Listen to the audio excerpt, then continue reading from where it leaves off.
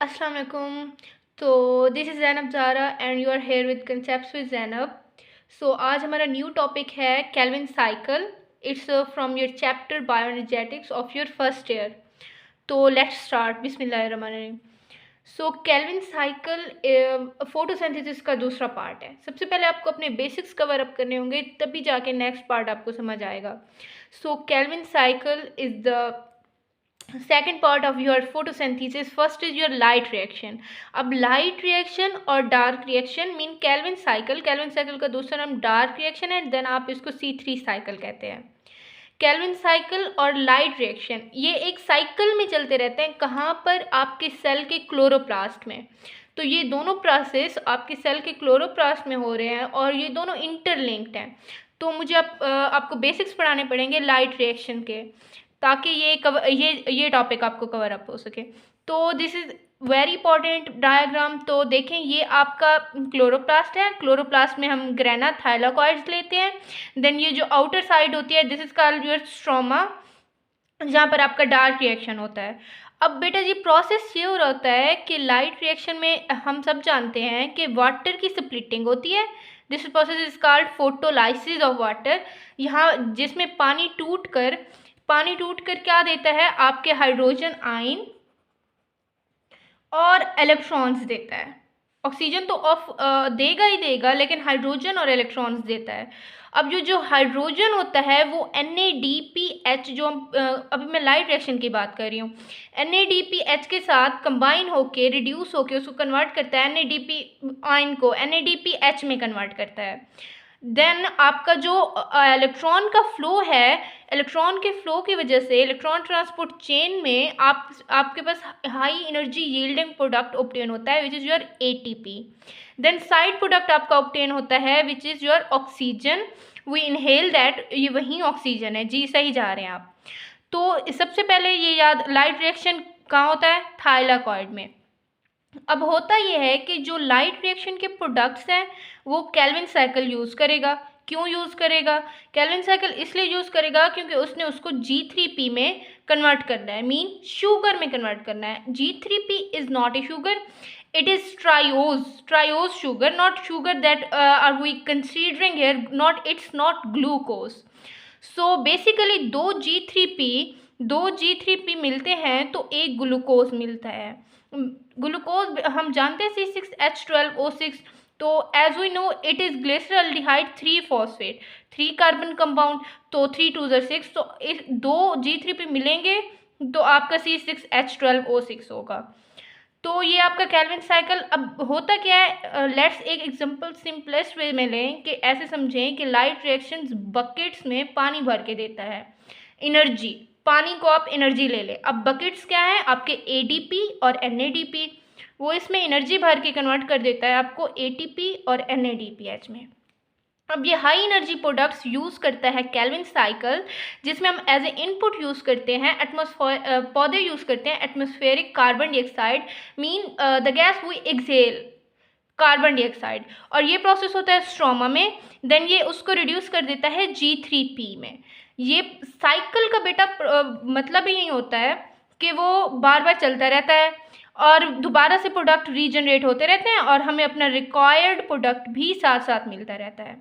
तो ये बेसिक्स थे। अभी हमें अब what is in the kelvin cycle. Calvin cycle में ये प्रोसेस होता कैसे है कि in the presence of carbon dioxide your light reaction products ATP and NADPH G3P में कैसे कन्वर्ट होता है। इससे दो चीज़ें आपको फर्स्ट इनपुट में क्या क्या है? Your carbon dioxide, your ATP and your NADPH। Second आपका प्रोडक्ट क्या है? G3P। ये पास्ट ईयर क्वेश्चन था MD कैट का कि what is the main product of Calvin cycle. तो बच्चों ने अंधाधुन लगा दिया glucose. No, it's G3P। Glucose G3 दो मरतबा मिल के G3P is another thing, it's triose sugar, while glucose is your hexose sugar. So be careful, it's best answer is G3P, not glucose. So यहाँ से दूसरी चीज़, मेन पॉइंट, ये question भी बार बार पास्ट ईयर में पूछा जाता है कि केल्विन साइकिल या डार्क रिएक्शन या C3 cycle occurs in stroma of chloroplast. It's occur in stroma of chloroplast. तो बेसिक्स में जाते हैं। बेसिकली केल्विन साइकिल, ये इन्फो है बुक की, FTB और PTB को मिला के ये लेक्चर प्रिपेयर किया जाता है। होप सो ये आपके कंसेप्ट्स को क्लियर करेगा in a most simplest way. So Melvin Calvin and coworker at University of California, उन्होंने इस प्रोसेस को डिस्कवर किया और 1961 में मेलविन केल्विन को नोबेल प्राइज़ भी मिला। सो अब ये टर्म बच्चों को बहुत कंफ्यूज करती है, वाई इट्स का लाइट इंडिपेंडेंट डार्क रिएक्शन। ये मेरी जितनी नॉलेज है उसके अंदर ये नेम गलत है। देखिए बेसिकली होता ये है कि डार्क रिएक्शन डायरेक्टली यूज़ करेगा, देखना अगर ATP और NADPH नहीं होगा ये साइकिल तो चलेगा ही नहीं। और लाइट रिएक्शन की ये रिस्ट्रिक्शन है कि ये ओनली सनलाइट में अकर होता है। तो ये केल्विन साइकिल रात को भी हो सकता है, डार्क में हो सकता है, लेकिन पॉसिबल नहीं है ना, अगर लाइट रिएक्शन के प्रोडक्ट ही उसको नहीं मिल रहा है तो साइकिल जल ही नहीं सकता। So that's why it's called dark reaction. It's not, ये इसलिए डार्क रिएक्शन नहीं कहला जाता कि ये रात को नहीं हो सकता। नो, ये हो सकता है, प्रोसेस हो सकता है, लेकिन होगा तब जब आपके पास ATP और NADPH होगा एज ए इनपुट, ताकि उसको हम कन्वर्ट कर सकें G3P में। सही। सो ये अपनी टर्म्स या अपने जो पहले से आपके बिल्ड कंसेप्ट्स हैं उसको मॉडिफाई कर लें।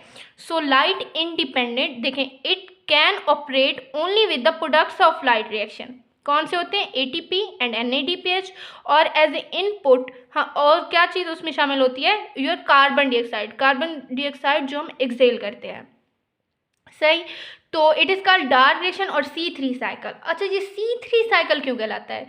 बेसिकली जो डार्क रिएक्शन का साइकिल है ये हम आगे जाके पढ़ेंगे कि उस साइकिल में क्या क्या होता है। जो फर्स्ट स्टेबल प्रोडक्ट बनता है विच इज़ 3-फॉस्फोग्लिसरेट which is 3 carbon compound.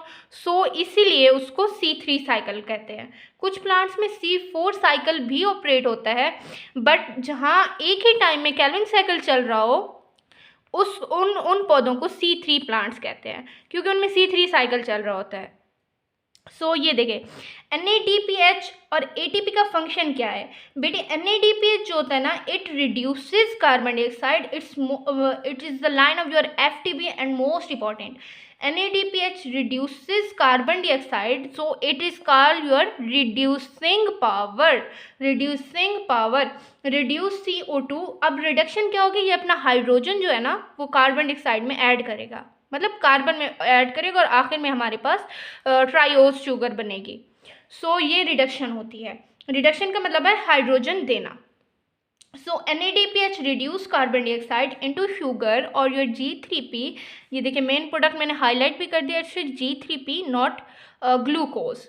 Then ATP is for energy corporation. अब जो भी फंक्शन होगा, प्रोसेस होगा, बेसिकली एनर्जी तो रिक्वायर्ड है, and ATP all we know is high energy yielding molecule.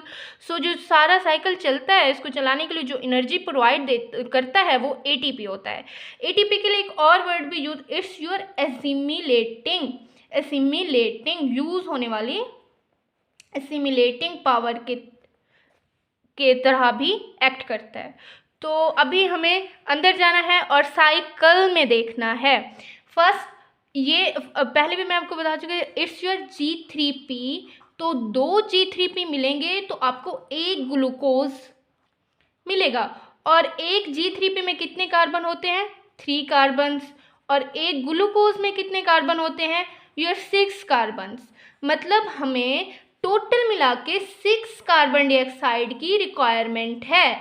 But जब एक बार केल्विन साइकिल चलेगा तो जो हम इनपुट देते हैं वो 3 कार्बन डाइऑक्साइड देते हैं। सो यहाँ से आपको ट्रिक हो जाना चाहिए कि मैं क्या कहने की कोशिश कर रही हूँ कि इस साइकिल को आपको 2 बार चलाना पड़ेगा। साइकिल 2 बार चलेगा, मतलब 6 कार्बन डाइऑक्साइड यूज होंगी और 2 G3P बनेंगे, तो आपको एट द एंड रिजल्ट क्या मिलेगा? एक ग्लूकोज का मॉलिक्यूल। सो अपने कंसेप्ट पहले से क्लियर रखें। सो अभी हमने इनपुट दिया, क्या दिया? 3CO2 दिया, मतलब अभी एक बार साइकिल चल रही है तो 3CO2 गया रुबिस्को के पास। Rubisco is the most abundant protein in the universe, is the most abundant protein. So इसके लिए एक और वर्ड यूज किया जाता है, इट्स फर्स्ट एक्सेप्टर और it's primary acceptor. Primary acceptor कौन सा है कैल्विन साइकिल में? It's your rubisco. Not rubisco is an enzyme which RUBP, ribulose bisphosphate. तो ये एक प्रोटीन है, फर्स्ट प्राइमरी एक्सेप्टर है जो कार्बन डाइऑक्साइड को एज ए एक्सेप्ट करेगा। तो Rubisco is basically 5 carbon compound. देखें, अगर आप 3 कार्बन डाइऑक्साइड यूज़ कर रहे हैं तो आपको 3 ही मॉलिक्यूल रुबिस्को के यूज़ करने पड़ेंगे। अब देखें, यहाँ से सिंप्लीफाई करें, ये एक रुबिस्को, मैं इसको R से RUBP, basically I am sorry से RUBP। सो RUBP में अब एक कार्बन डाइऑक्साइड इसमें गई, एक कार्बन, और ये पहले से है 5 कार्बन कंपाउंड, तो बन गया एक 6 कार्बन कंपाउंड। तो अब दूसरी कार्बन डाइऑक्साइड जाएगी और फिर दूसरा RUBP which is also your 5 carbon compound, तो ये बन जाएगा दूसरा 6 कार्बन कंपाउंड। इसी तरह अब तीसरी, अब ये टोटल 3 हो गई ना, कार्बन डाइऑक्साइड जाएगी किधर? आपके RUBP primary acceptor which is your 5 carbon compound, और ये कन्वर्ट कर देगा 6 कार्बन कंपाउंड। तो इस टर्म को याद रखें। देखें, अब हमारा जो नेक्स्ट प्रोडक्ट बनेगा वो 6 कार्बन कंपाउंड होगा, सही है ना? कितने 6 कार्बन कंपाउंड होंगे? 3। इन मैथमेटिकल टर्म्स को रिमेंबर आउट लाजमी करें ये, वरना आप इस टॉपिक को कॉम्प्लिकेट कर देंगे। तो एक कार्बन डाइऑक्साइड जब एक RUBP के साथ विच इज़ योर 5 कार्बन कंपाउंड मिलेगा तो हमारे पास एक प्रोडक्ट ऑब्टेन होगा विच is your 6 carbon compound. Similarly अगर हम इनपुट में 3 कार्बन डाइऑक्साइड डाल रहे हैं तो हमारे पास जो ऑब्टेन होगा वो 3 होंगे, 3 प्रोडक्ट्स होंगे, और हर एक प्रोडक्ट में कितने कार्बन होंगे? 6 कार्बन कंपाउंड। सो बेसिकली ये आपके साइकिल में मेंशन नहीं है 6 कार्बन कंपाउंड। होता ये है कि यहाँ पे 3 बनते हैं, कौन से? 6 carbon compound which is your highly unstable product, which is your highly unstable product. So से ये बहुत जल्दी हाईली अनस्टेबल है तो ये स्टेबल होगा। स्टेबल होने के लिए ये टूटता है कौन से? ये टूटेगा 3 कार्बन वाले कंपाउंड में। अब यहाँ पे आपको मुश्किल, देखें पहले हमारे पास कितने थे? हमारे पास 3 प्रोडक्ट थे 6 कार्बन वाले, 3 6 18, कार्बन हमारी 18 रही टोटल। सो अब हुआ ये कि ये 6 में टूटा, मतलब हमारे पास 6 प्रोडक्ट हैं, 6 प्रोडक्ट हैं। देखें, ये हमारे पास पहले 3 प्रोडक्ट थे, देन हम अब एक इसमें टूटा, हमारे पास अब टोटल हो गए 6 प्रोडक्ट, 1 2 3 एंड ये 6 प्रोडक्ट। पहले थे 3 प्रोडक्ट थे और हर प्रोडक्ट था 6 कार्बन वाला।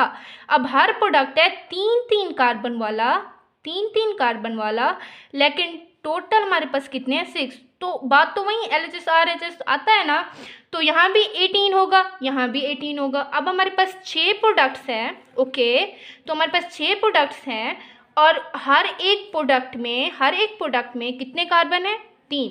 तो ये बनता है 3 phosphoglycerate which is your first stable product of Calvin cycle. That's why it is called your C3 cycle. Important term इसको नोट आउट कर ले कि first stable product is your 3 phosphoglycerate. तो अब होता क्या है? बेसिकली कैल्विन साइकिल के प्रोडक्ट क्या आने हैं आपको पता है? NADP, ADP और G3P हमने ऑब्टेन करना है। तो यहाँ पे क्या होता है कि जो आपके 6 ATP हैं वो 6 ADP में कन्वर्ट हो जाते हैं। किस में कन्वर्ट हो जाते हैं? जो आपके 6 ATP हैं वो 6 ADP में कन्वर्ट हो जाते हैं। मतलब जो एनर्जी है वो यूटिलाइज हो रही है ऐसा ऐसा। तो 6 ATP कन्वर्ट हो गया 6 ADP। अब होता ये है जब ये प्रोसेस 6 ATP ADP में कन्वर्ट हो जाते हैं, जो आपके 3 फॉस्फोग्लिसरेट है वो कन्वर्ट हो जाता है 113 बिसफॉस्फोग्लिसरेट में। किसमें? 113 बिसफॉस्फोग्लिसरेट में। मतलब हम उससे फॉस्फोरस निकालते जा रहे हैं और कुछ भी नहीं हो रहा, नहीं इसको वो करे। तो इट इज़ 113 बिसफॉस्फोग्लिसरेट और ये अभी तक भी हमारे पास 6 के 6 है। पहले 3 थे जो अनस्टेबल था वो 6 में कन्वर्ट हुआ, then we have again 6 113 bisphosphoglycerate. So यहाँ पे होता क्या है? अब हम NADPH को भी तो यूज़ करेंगे। NADPH इज रिड्यूसिंग, सो इसको रिड्यूस करेंगे। देखिए ना, glycerate is a carboxylic acid, chemistry को रिमेंबर आउट करें। तो कार्बोक्सिलेट की रिडक्शन से क्या ऑब्टेन होता है? कार्बोक्सिलिक एसिड की रिडक्शन से अल्डिहाइड बनता है। बस इसी बेसिक लाइन को याद कर लें कि हमने पहले पढ़ा है कि NADPH इज रिड्यूसिंग पावर, तो वो कार्बोक्सिलिक एसिड को रिड्यूस कर देगा एल्डिहाइड में।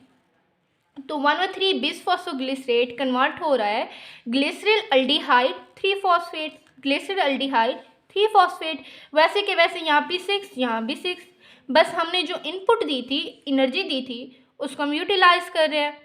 तो होता क्या है, ये जो हमारे पास अब देखें प्रोडक्ट ऑब्टेन हो गया which is our glyceraldehyde 3 phosphate और our G3P। So it is G3P या इट इज़, तो होता क्या है, इसमें से एक G3P as a product obtain होता है और 5 G3P आगे रीजनरेशन के प्रोसेस में चले जाते हैं। This is all about cycle. Cycle में जहां आप शुरू से चलते हैं वहीं आपको आना होता है, और जो रिएक्टेंट आप यूज़ करते हैं वो आखिर में लाजमी तौर पे रीजनरेट होना होता है। सो एक G3P बन गया, मतलब इट इज़ ट्राइओस 3 कार्बन कंपाउंड, लेकिन ग्लूकोज में होते हैं 6 कार्बन कंपाउंड। ये तो मतलब हाफ ऑफ ग्लूकोज, मतलब हाफ ऑफ 6 कार्बन कंपाउंड आपके पास बन गया। अब 5 G3P फिर से रिब्यूलोज फॉस्फेट के साथ मिलेंगे और यहाँ पे फिर ATP की एनर्जी यूज़ होगी और RUBP बनेगा। देन अगेन हम 5 कार्बन कंपाउंड अपना रूबिस्को, देखें यहाँ से 5 हो गए थे ना, तो यहाँ पे हमारा अगेन 5 कार्बन कंपाउंड हम रूबिस्को को रीजनरेट कर लेते हैं। तो यहाँ पे आपका कैल्विन साइकिल हो गया।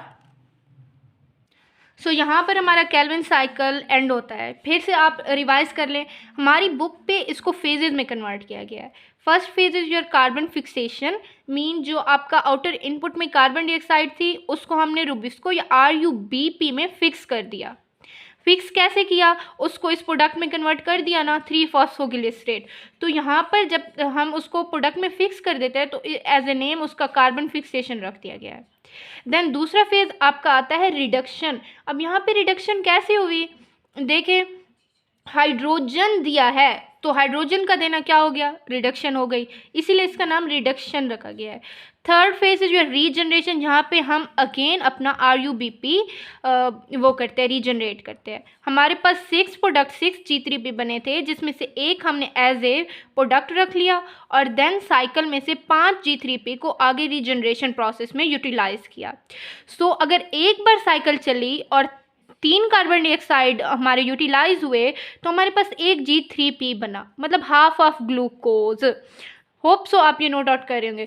तो अगर साइकिल 2 बार चलेगी, मतलब टोटल मिला के हम 6 कार्बन डाइऑक्साइड यूज़ करेंगे तो हमारे पास पहले में एक G3P बनेगा, दूसरे में अगेन एक G3P बनेगा। अब 2 G3P को मिला दे तो हमारे पास एक ग्लूकोज मीन 6 कार्बन कंपाउंड बन जाएगा।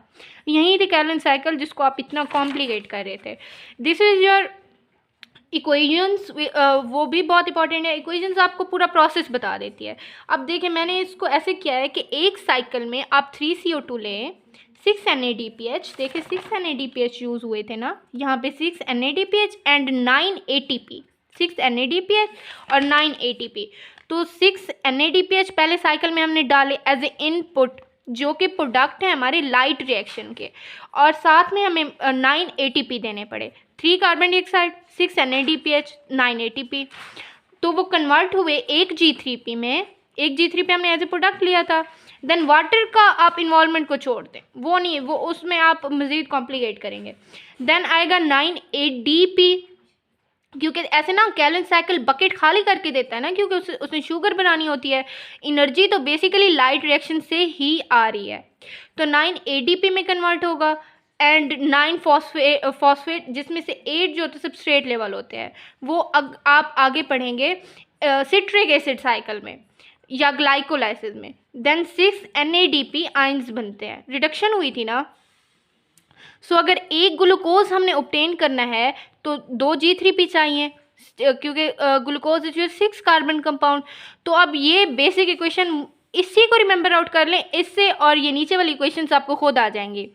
तो एक ग्लूकोज के मॉलिक्यूल के लिए आपको 6 कार्बन डाइऑक्साइड डालने पड़ेंगे, मतलब 2 बार साइकिल चलानी पड़ेगी, और इसको 2 से मल्टीप्लाई कर रहे हैं, 6 2s are 12 NADPH and 9 2s are 18 ATP।